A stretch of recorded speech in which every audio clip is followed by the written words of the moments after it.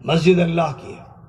وَأَنَّ الْمَسَاجِدَ لِلَّهِ، مسجدیں صرف اللہ کی ہیں، اس لیے کسی طرف نسبت نہیں ہو سکتی۔ کوئی مرکز بنا لو، مدرسہ بنا لو، مکتب بنا لو، لیکن کسی بھی فرد مسلم کو مسجد میں آنے سے کسی کو روکنے کا حق نہیں ہے، خدا کی قسم نہیں ہے۔ اس لیے اس کے بارے میں محتاط رہنا۔ مسلمانوں سن لو، تمہارے اندر شیطان گھستا ہے، تمہاری عبادتوں کے راستے سے گھستا ہے، تمہاری تسبیحوں کے راستے سے گھستا ہے، تو بتاتا ہے کہ تم متقی ہو، وہ متقی نہیں ہے، تم اچھے ہو، وہ برا ہے۔ جب ایسا خیال دماغ میں آئے تو سمجھ لو یہ وسوسہ شیطانی ہے، یہ ابلیسی چال ہے۔ امت ایک ہے، امت ایک ہے، ہمیشہ ایک رہے گی۔ کوئی بھی آ جائے، جس کو تم بریلوی کہہ دیتے ہو، جس کو شیعہ بھی کہہ دیتے ہو، اگر تمہاری مسجد میں وہ آ کر نماز پڑھے تو حرام ہے، تم اس کو منع نہیں کر سکتے، منع نہیں کر سکتے۔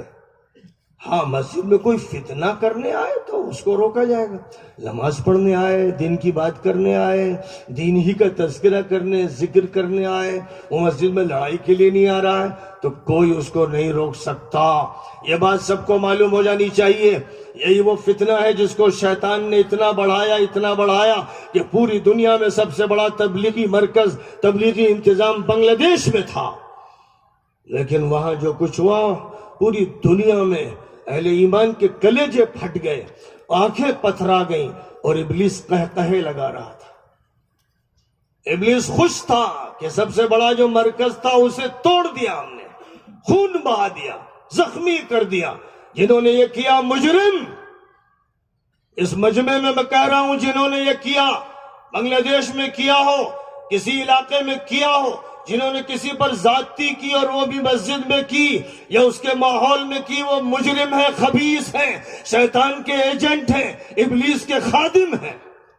ان کا اللہ سے تعلق نہیں ہے، نبی سے تعلق نہیں ہے۔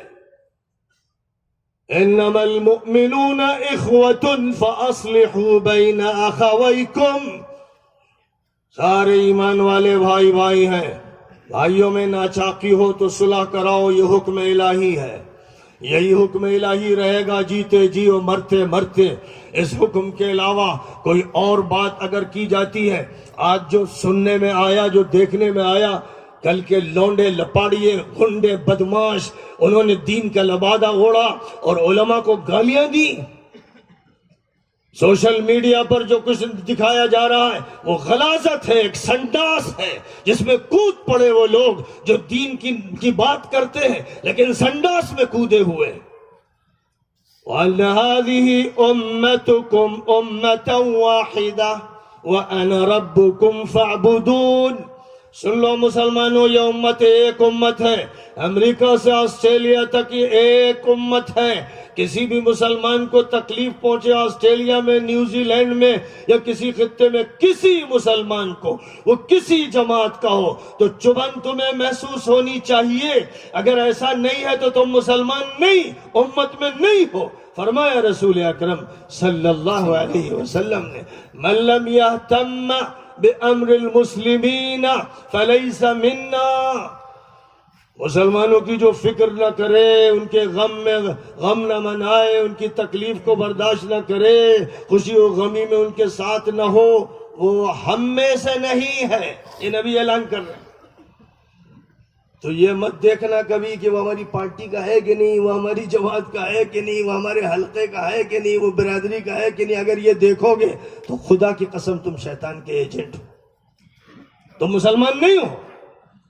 بس یہ دیکھو کہ جو بھی مسلمان ہے، کلمہ پڑھنے والا ہے، قبلے کی طرف نماز پڑھنے والا ہے، حلال کھانے والا ہے، بس وہ مسلمان ہے، اس کا احترام کرو۔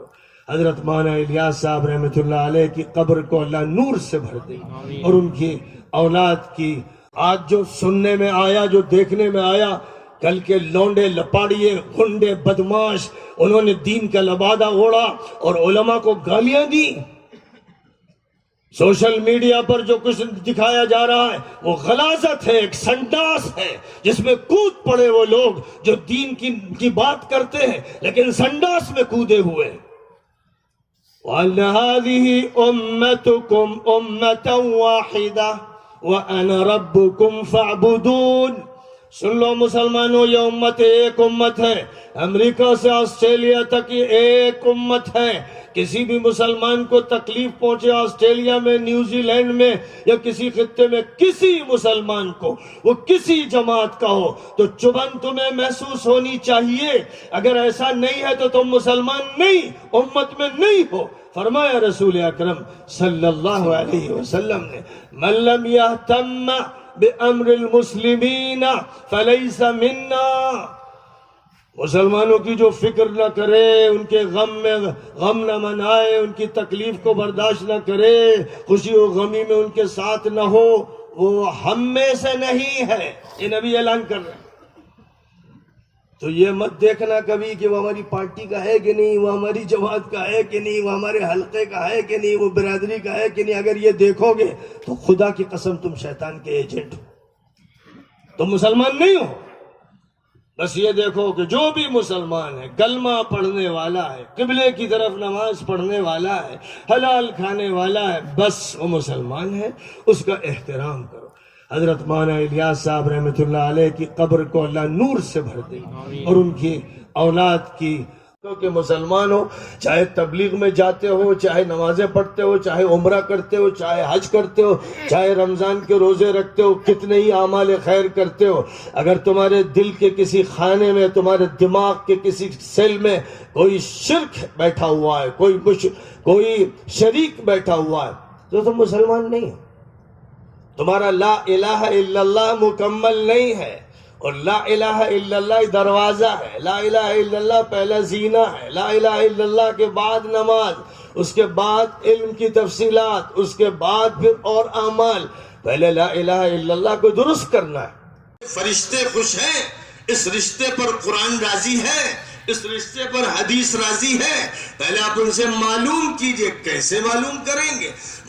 معلوم کرنے کا طریقہ یہ ہے کہ حضور اکرم صلی اللہ علیہ وسلم جب کسی کے نکاح کا خطبہ دیتے تھے، کسی لڑکے اور لڑکی کے درمیان آپ ازدواجی رابطہ قائم فرماتے تھے، تو جو خطبہ دیتے تھے اس میں 3 آیتیں قرآن پاک کی پڑھتے تھے، اور یہ آیتیں جو آپ پڑھتے تھے تو خطبہ جس کے سامنے دیا جا رہا ہے، جو بھی نوشہ ہے، وہ آیتیں سمجھتا تھا،